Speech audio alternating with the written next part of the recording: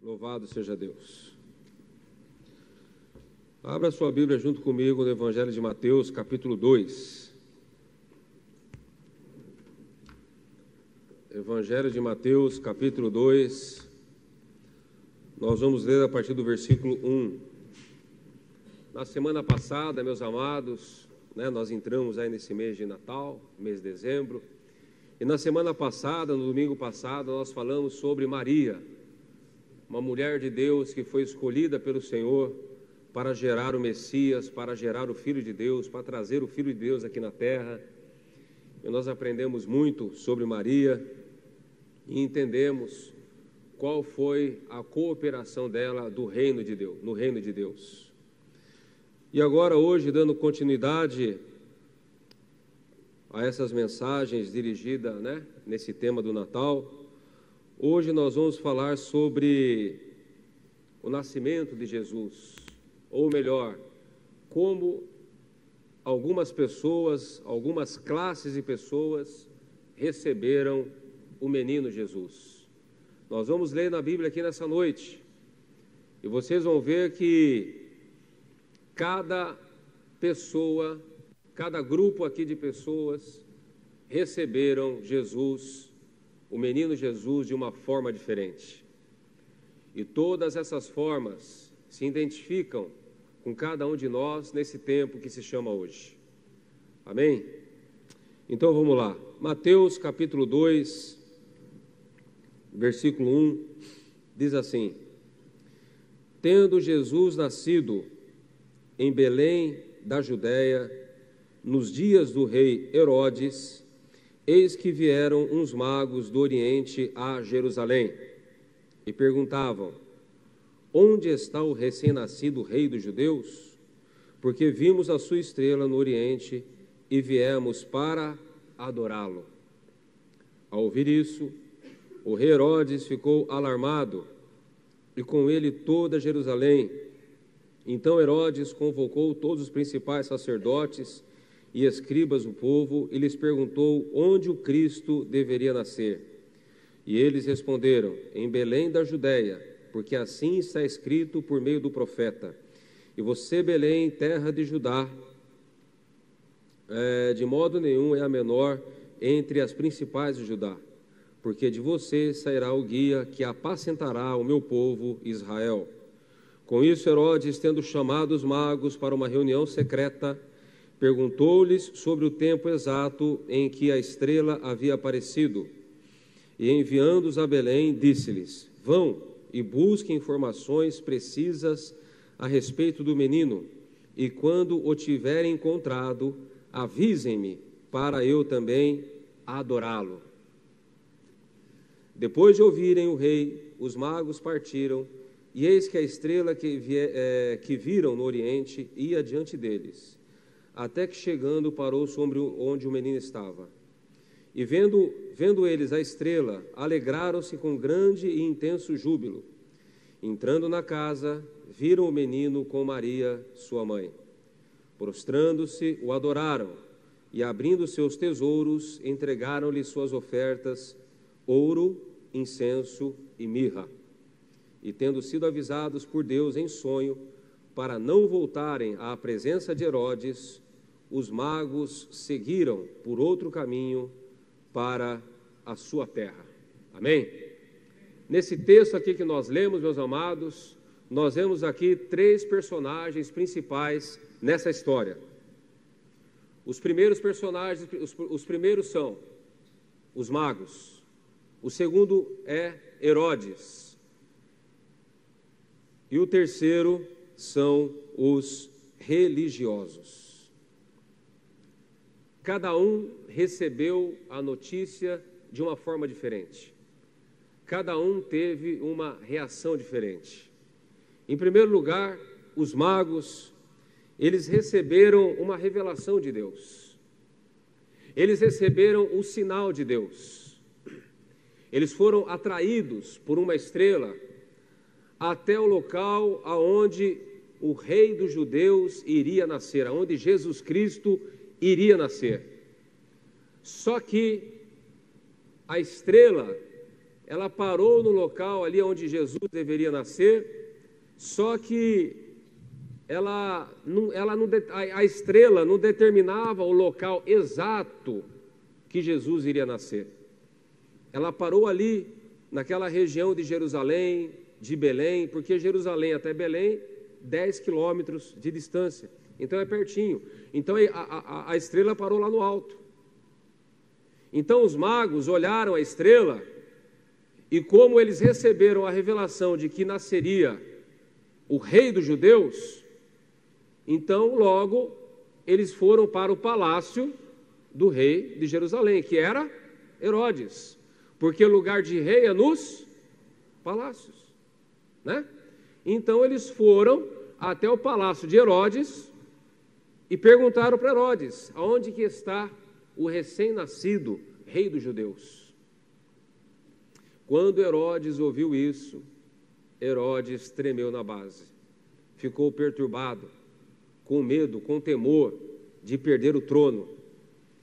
E então Herodes, com os religiosos, procurou saber o local exato aonde Jesus, aonde o Messias iria nascer. E então eles foram até a palavra, eles foram nas profecias, e lá em Miqueias capítulo 5, versículo 2, narra o local exato aonde o Messias iria nascer, que era na cidade de Belém. E com essa informação, os magos foram até Belém.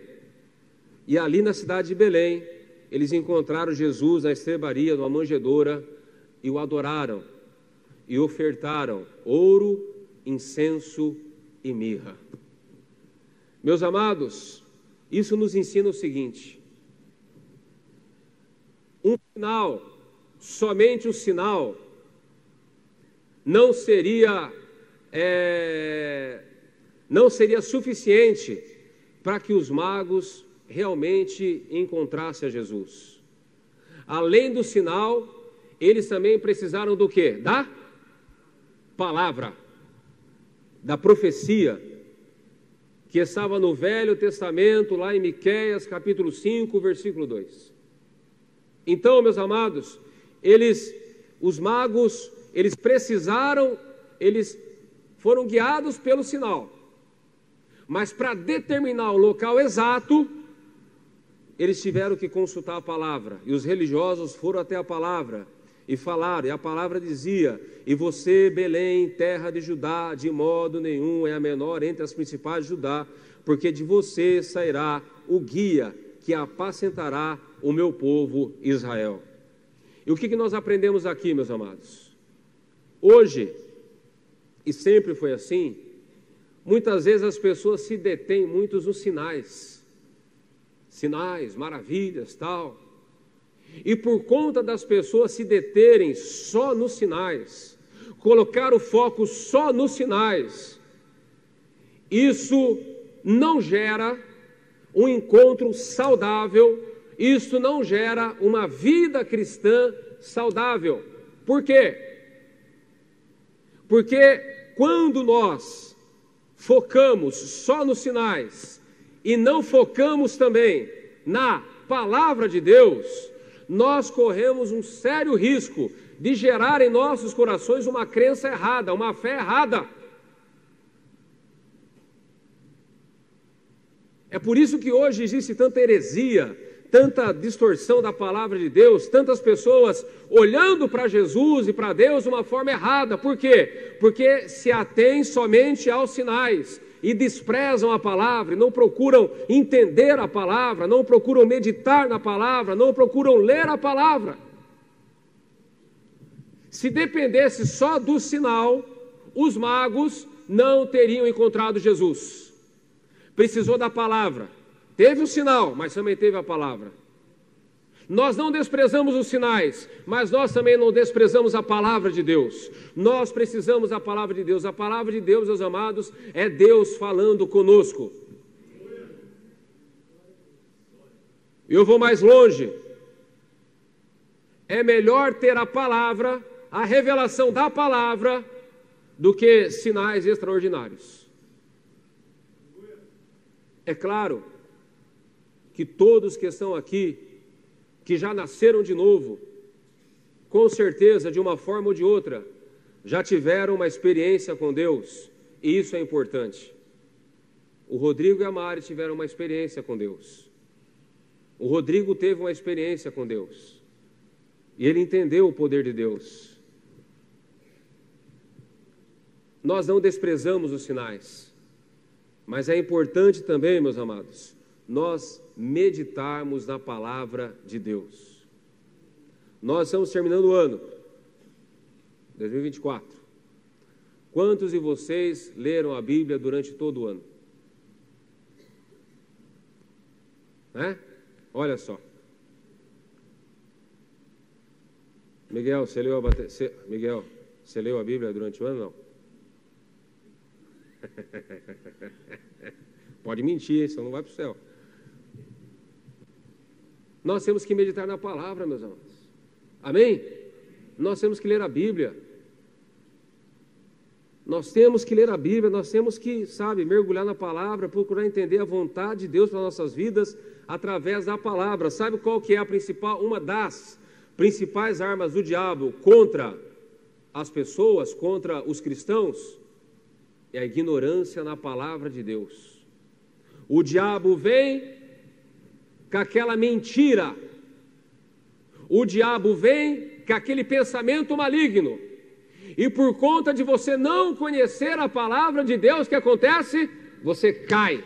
Você acredita naquilo que o diabo falou, você cai na armadilha dele, entra em depressão, toma decisões erradas na vida, faz um monte de loucura. Por quê? Porque você acreditou num pensamento maligno, num pensamento errado. E por que você acreditou? Por que você não conseguiu desvencilhar aquilo da sua mente? Por falta de conhecimento da palavra.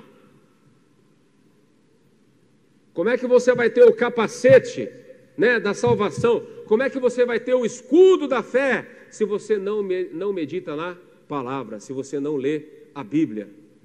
Amém? Meus amados, os magos, quando eles viram Jesus, o que eles fizeram? Eles adoraram. Eles adoraram o Messias, eles adoraram o Cristo e ofertaram ouro, incenso e mirra. E segundo alguns teólogos, foi com esse ouro, com esse incenso, com essa mirra, com essas ofertas que eles receberam, que José conseguiu escapar para o Egito, fugindo de Herodes, porque Herodes queria matar Jesus. Então José foi para o Egito e foi com esses recursos que ele recebeu dos magos que ele conseguiu se manter no Egito por alguns anos, para depois voltar para Galiléia. Eu e você, meus amados, nós somos chamados para adorar a Deus. Amém? Nós fomos chamados para adorar a Deus. Nós somos chamados para adorar a Deus aqui na igreja. Nós somos chamados para adorar a Deus em casa. Nós somos chamados para adorar a Deus aonde nós estivermos. Seja em cânticos, seja em palavras, nós somos chamados para adorar. Os anjos adoram lá no céu e nós adoramos aqui na terra. E quando nós adoramos com inteireza de coração, a presença de Deus vem. Hoje de manhã nós falamos, de alguns momentos diferentes que nós adoramos a Deus e a presença de Deus veio forte. Eu estava comentando hoje de manhã sobre alguns velórios que nós fizemos. Velório da irmã Sebastiana, velório da irmã Edna, velório da mãe da Cláudia, da irmã Maria, e outros velórios, meus amados, que nós começamos a adorar a Deus no velório, num lugar de morte, num lugar de choro, de pranto, de tristeza, e nós começamos a adorar a Deus ali, e a presença de Deus veio. Eu vou confessar uma coisa para vocês, 2 vezes aconteceu isso comigo já. A presença de Deus estava tão forte, que eu comecei a olhar para o caixão. Verdade, eu comecei a olhar para o caixão porque eu falei, daqui a pouco esse defunto vai levantar. Porque estava muito forte a presença de Deus, meus amados. Qualquer dia eu vou criar coragem, eu vou falar, levanta!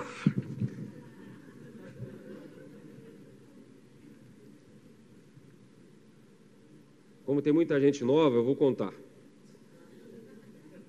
Estou parecendo aqueles velhos, né? Que contam a mesma história 500 vezes, né?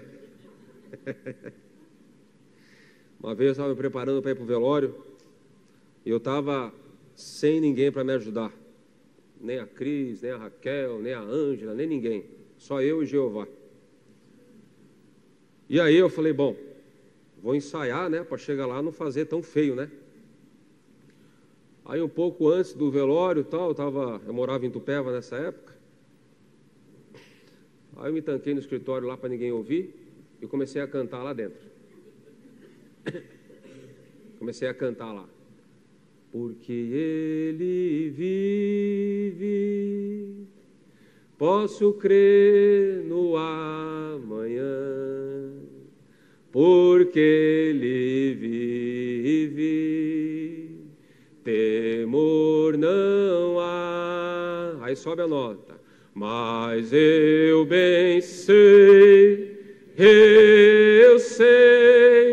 que a minha vida está nas mãos do meu Jesus, que vivo está. E eu comecei a cantar, quando eu dei conta, meus amados. A presença de Deus veio lá dentro do escritório.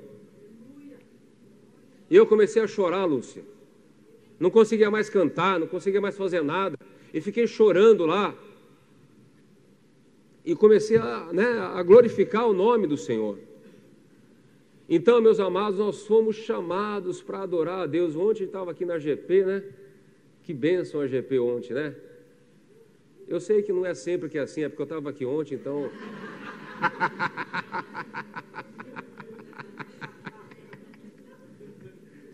Brincadeira, gente, que é isso?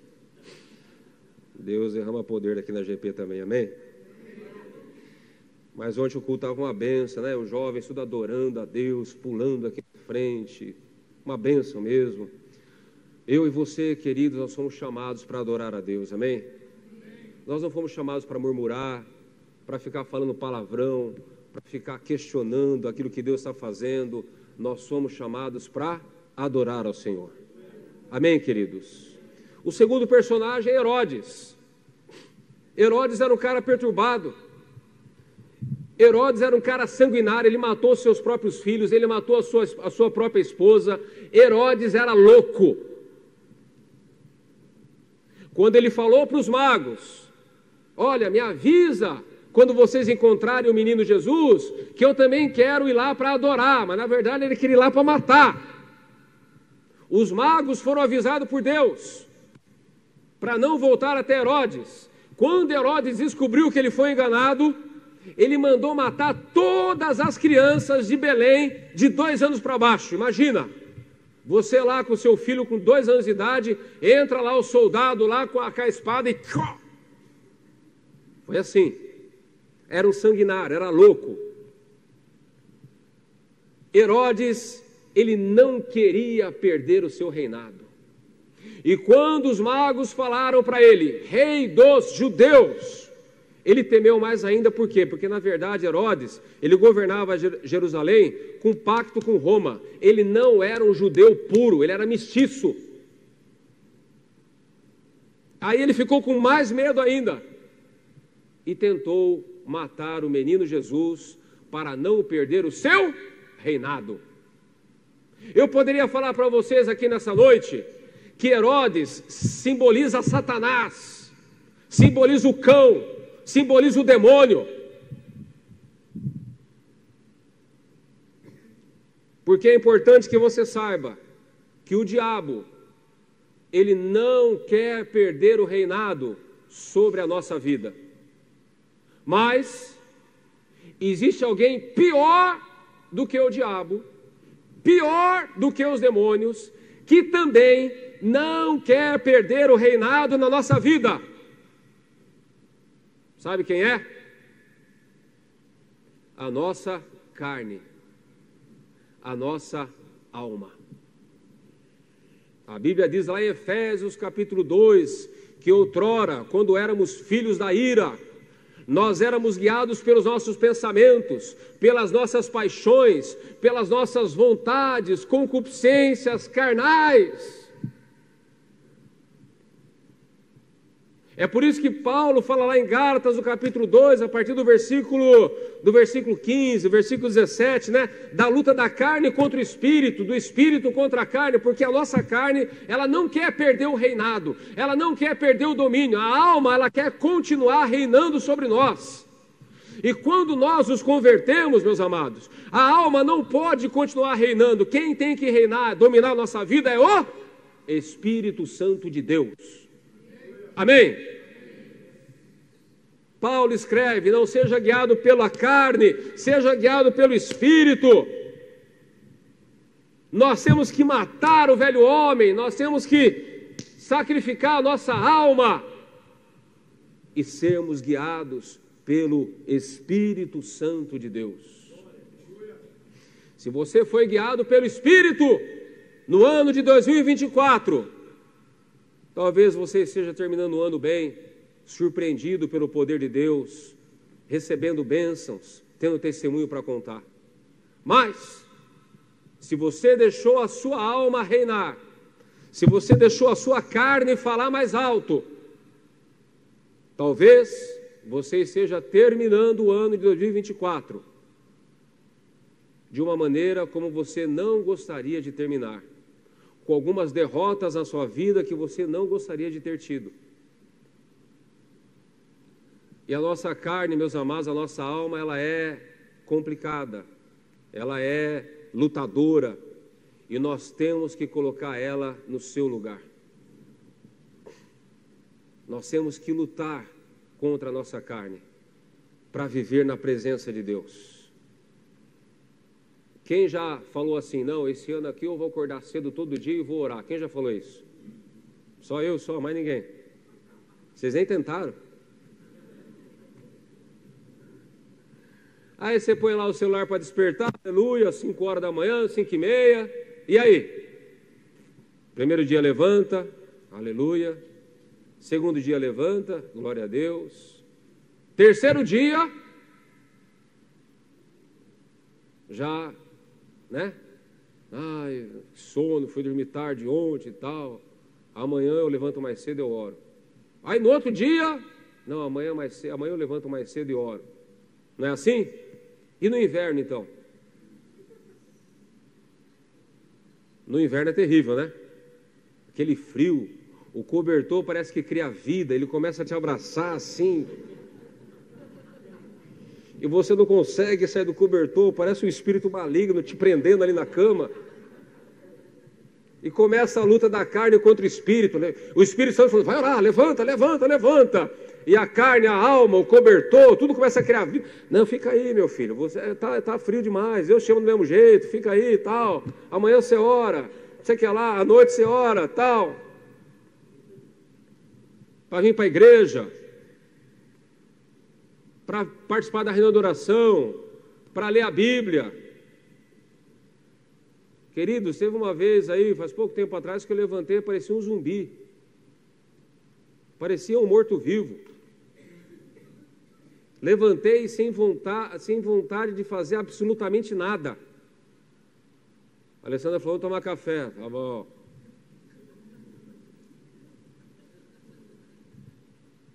Aí tomo café. Café não adiantou nada. Parecia que não tinha cafeína naquele café. Bom, agora eu tenho que orar e ler a Bíblia.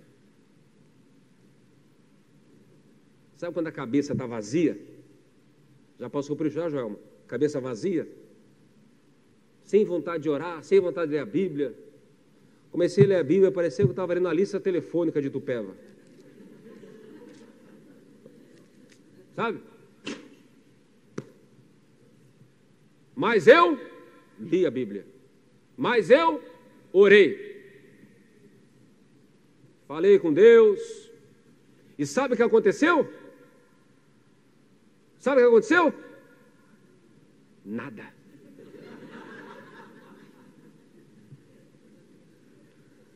Eu sei que você estava pensando, né? Não, a luz veio, um anjo brilhou do céu, a asa bateu, pá, me acordou. Não, não aconteceu nada, meus amados.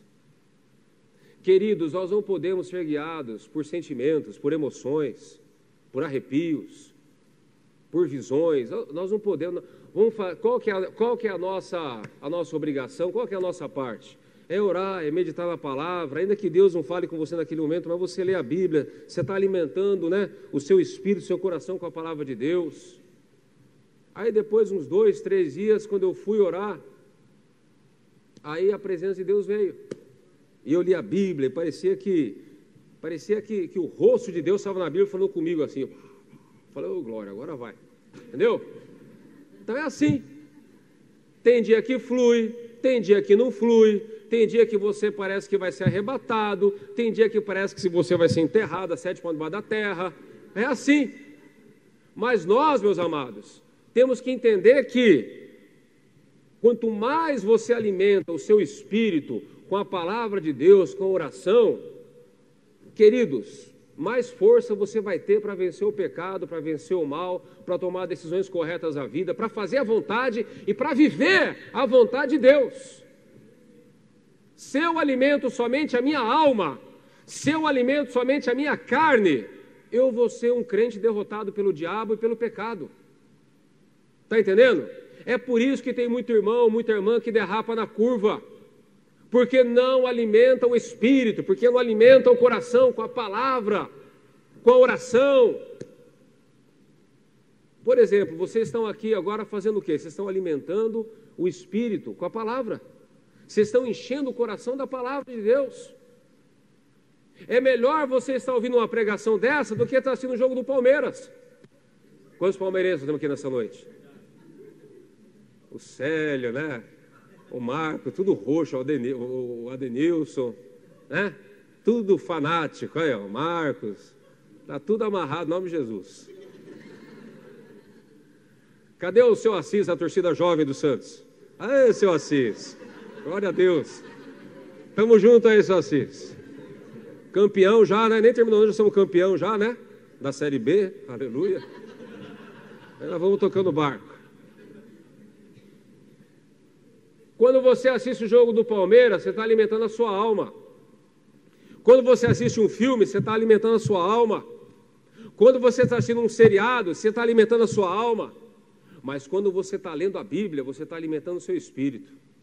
Quando você está num culto, você está alimentando o seu espírito. Quando você está numa reunião de oração, você está alimentando o seu espírito. Quando você está jejuando, você está sem comer, mas você está alimentando o seu espírito. E quando chegar na hora da prova, na hora da decisão, na hora do fight com o diabo, você vai ser vitorioso em nome de Jesus. Amém?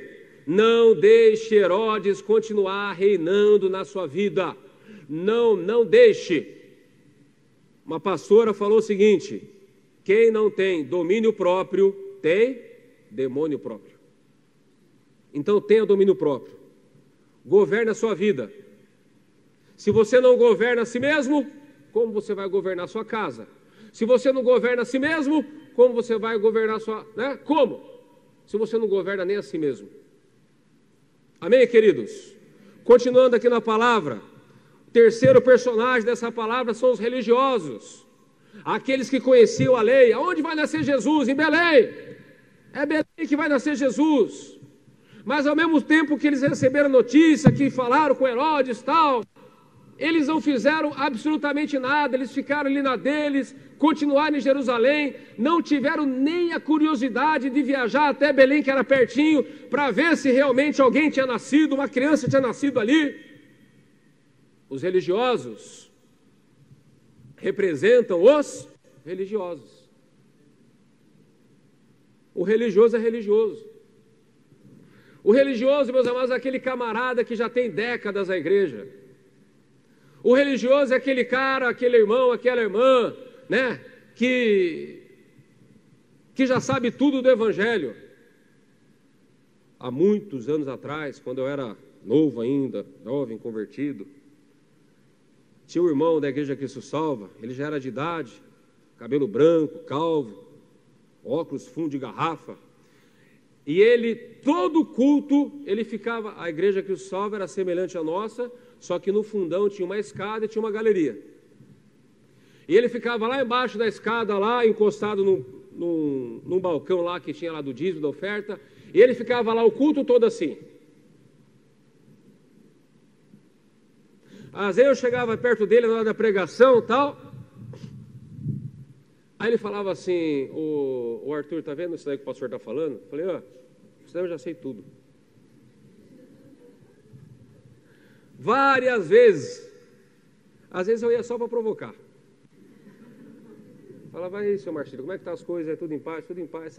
Aí ele falava de novo, tá vendo isso aí que o pastor está falando? Eu falei, isso daí eu já sei tudo. Até quando era pastor visitante, pregador de fora, ele falava assim, Arthur, tá vendo esse negócio que o pregador está falando? Eu falei, isso daí eu já sei tudo. Isso daí eu já sei, isso aí eu já sei tudo já, tal. Queridos, o religioso, ele é acomodado. O religioso, ele não frutifica, ele só critica. O religioso, ele diz que sabe tudo, mas não põe a mão na massa para ajudar. O religioso, ele se diz muito espiritual, mas na verdade, ele tem uma vida vazia. O religioso, ele diz que já teve muitas experiências com Deus, mas hoje, zerado. Eu já subi no monte, já vi os gravetos acender, meu irmão. Aleluia. Já vi os gravetos acender no monte? Tá bom, irmão, e hoje? Os gravetos acendendo ainda? Hoje até o irmão está apagado, não é verdade? Porque se tornou um religioso, se tornou um crítico. Porque quem não trabalha, meus amados, critica, né? Porque fica olhando, fica murmurando, fica julgando as outras pessoas. É o religioso. Ele não adora a Deus em espírito e em verdade. Ele já conhece toda a Bíblia, então ele já não lê mais a Bíblia. Eu já conheço toda a Bíblia, já li várias vezes a Bíblia inteira, já li. Eu nem leio mais porque eu já decorei tudo.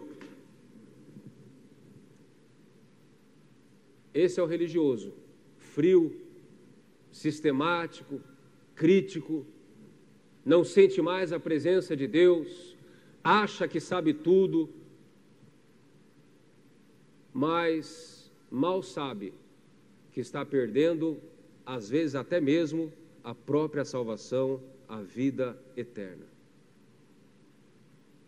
Uma das piores coisas que tem dentro do reino de Deus é o espírito de religiosidade.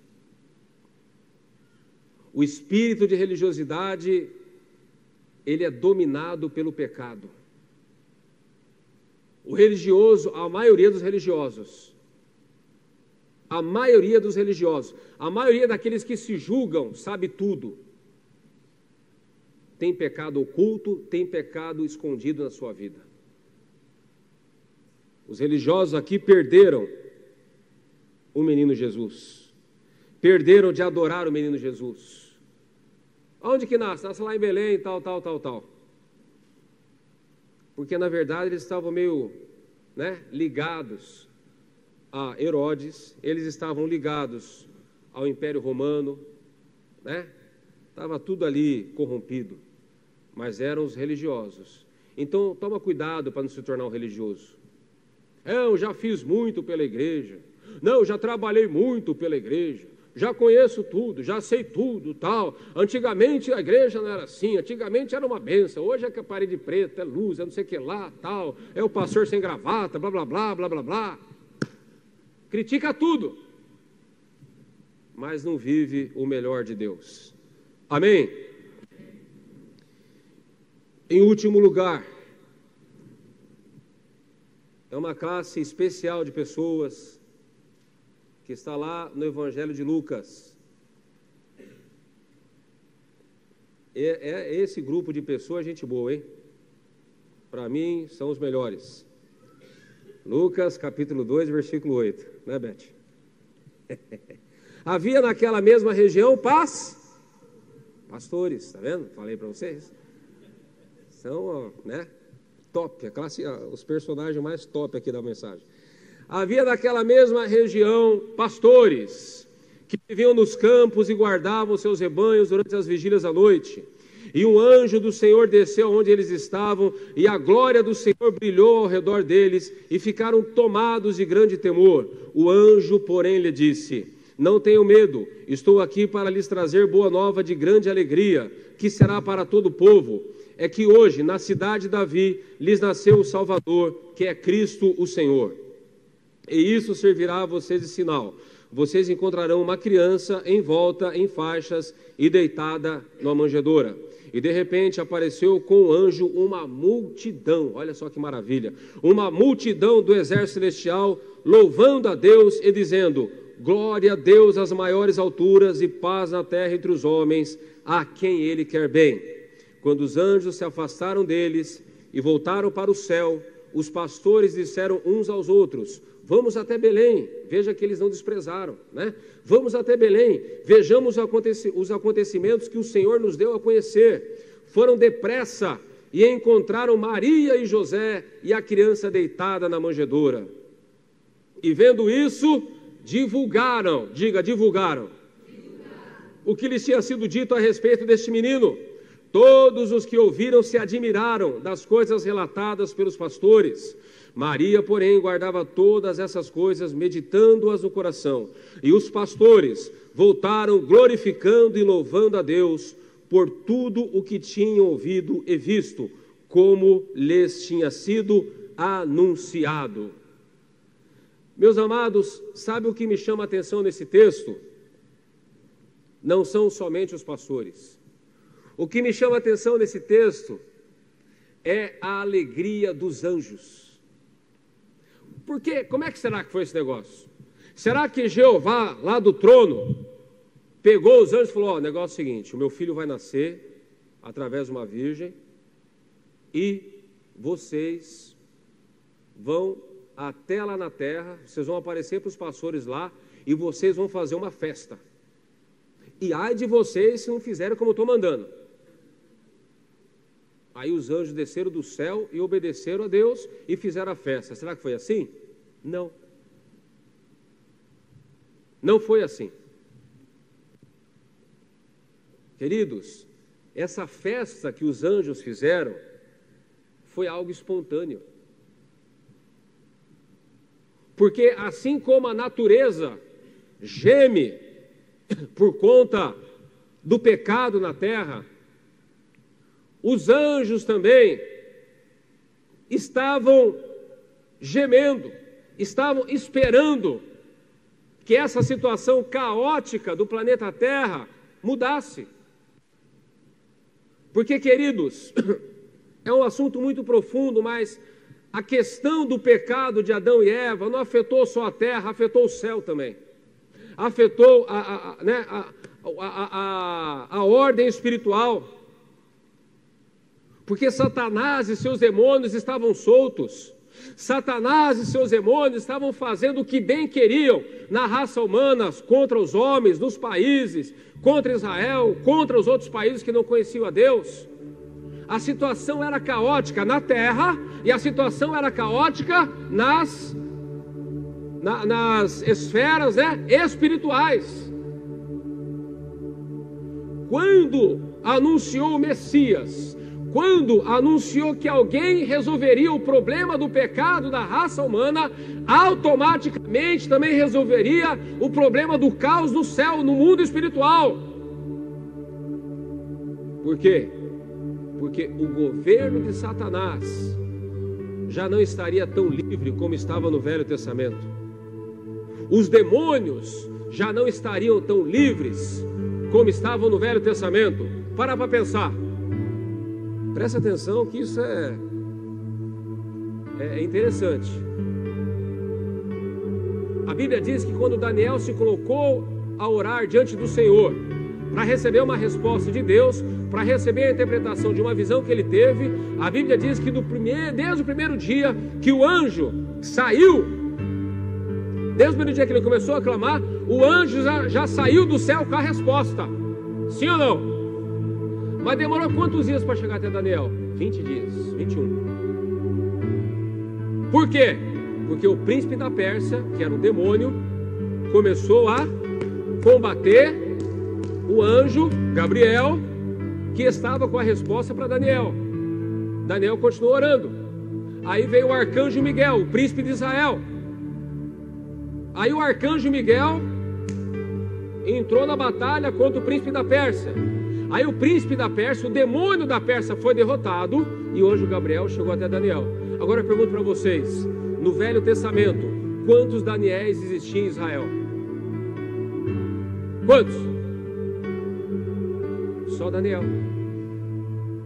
Agora debaixo da nova aliança, quantos Daniéis nós temos debaixo da nova aliança? Levanta a mão, meu irmão. Levanta a mão.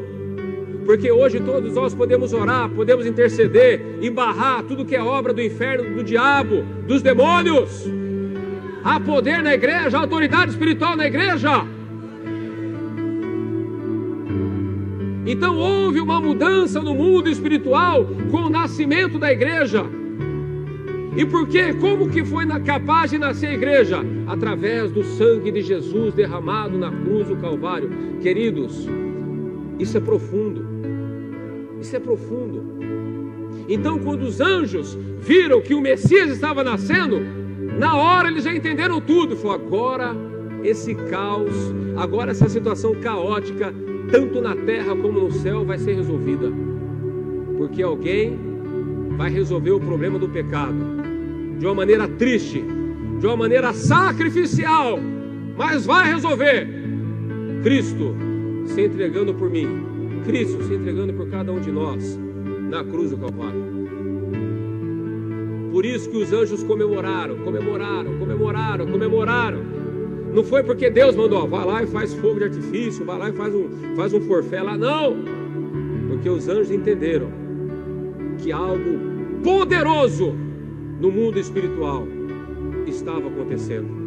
O nascimento do Messias. E até hoje, quando um pecador se arrepende, há festa nos céus.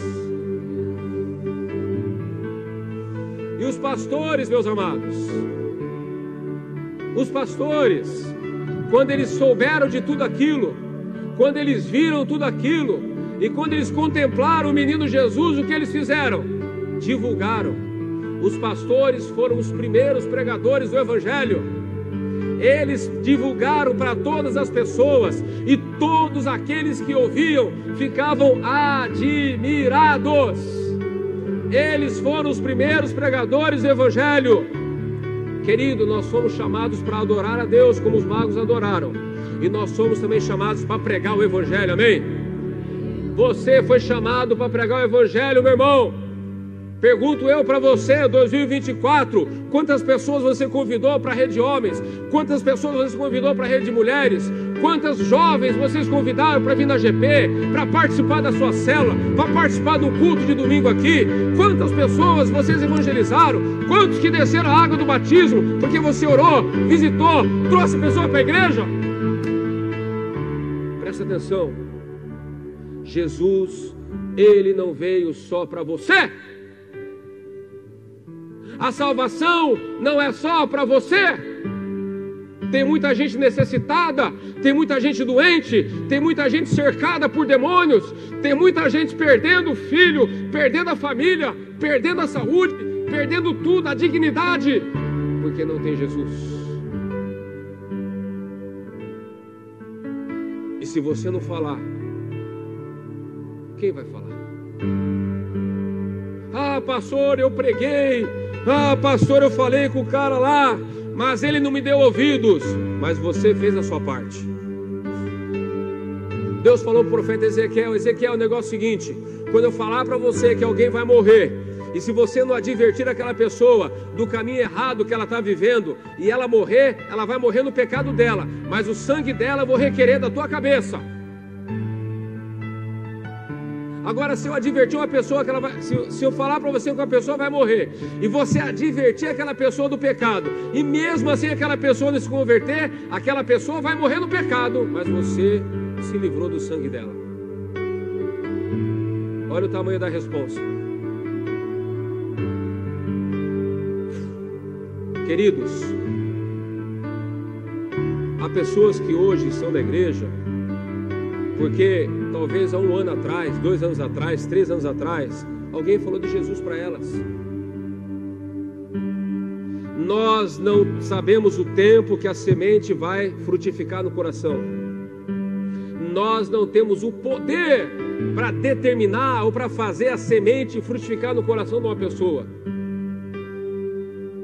Mas nós temos o poder de semear no coração das pessoas, de falar do amor de Deus, de falar do quão elas são importantes para Jesus, do quanto Deus se preocupa com elas e quer abençoar e quer ajudar. Então, querido, na escola, no trabalho, na sua casa, na fila no ponto de ônibus, onde você estiver, fale de Jesus. Quem trabalha de Uber aqui? Glória a Deus. Quem mais? Glória a Deus, Jailson. Tem mais alguém que trabalha de Uber aqui? Uber é uma bênção. Esses dias meu carro quebrou, eu peguei um Uber. E ele meio que estava reclamando para mim, mas ele falou umas coisas muito interessantes para mim. Eu até pensei, eu falei, nossa, acho que eu vou virar Uber também. Ele começou a falar para mim que ele pega a pessoa que quer se suicidar. Ele falou para mim que ele já fez viagem para pessoas que estavam indo para brigar com a sogra, para criar confusão, sabe? Pessoas que começaram a chorar dentro do carro de depressão profunda, dentro do carro.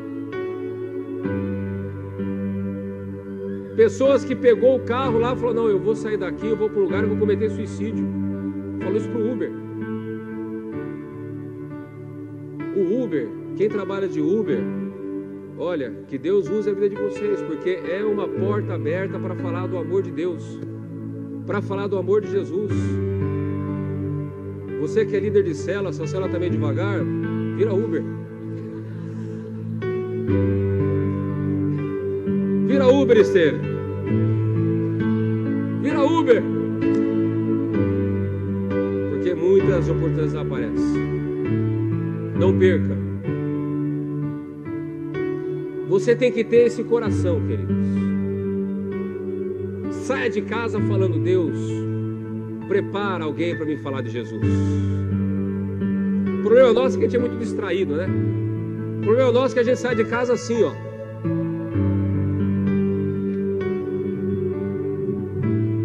Se marcar, nem vê a parede. Saia de casa com o propósito de falar de Jesus.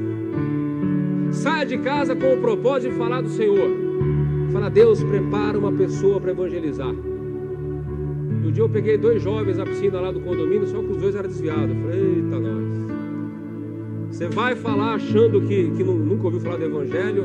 Ah, eu já fui da Cristo Salvo, vai lá de Tupé. Eu falei, eita.